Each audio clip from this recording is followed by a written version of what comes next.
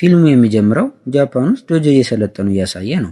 በዛን ጊዜም አንድ እንግሊዛዊ ጄምስ የሚባል ሰው ፍቃድ ሳይጠይቅ ሰተት ብሎ ይገባል። ሰልጣኞቹም በዚህ ተግባሩ በመናደድ ሊደበድቡት ይነሳሉ። ጄምስም አንድ ፎቶ ለእጁን እየጠቆመ ሰውየው የት እንዳለ ይጠይቃል። ሰልጣኞቹም ሊፋለሙት ወስነው በንዴት ይቀርቡታል። ጄምስ ግን እንደሚታየው ተራ ሰው አልነበረምና ሰልጣኞቹን ሁሉንም እንደናርጎ ይቀጠቅጣቸዋል። አሰልጣኛቸውም ይህም ባየ ጊዜ ምን ፈልጎ እንደመጣና ፎቶ ላይ ያለው ሰውዬም አባቱ እንደሆነ ለጄምስ ይነግረዋል። ጄምስም በሀሳብ ወደ ኋላ ተመልሶ ታሪኩን ያስቀኝናል። ጊዜውም ሁለተኛው የዓለም ጦርነት ነበረ። ጄምስም በዚህ ጦርነት ላይ ጀት አብራሪ ወታደር ነበረ። ጀቱም ተመታ ነበር የጃፓን ድንበር ላይ የሚገኝ ሐይቅ ውስጥ የወደቀችው። ጀቱም በተከሰከሰች ወቅት ከጄምስ ጋር የነበረው አብራሪ በሕይወትና በሞት መካከል ነበረ።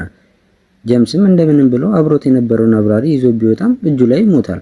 በዚህም በማዘን ሐይቁ አጠገብ በሚገኝ ጫካ ውስጥ ይቀብረዋል። ትንሽ እንደተጓዘም የጃፓን ወታደሮች ጄምስ የቀበረውን ሬሳ አይተው ሌላም ሰው እንዳለ ይረዳሉ።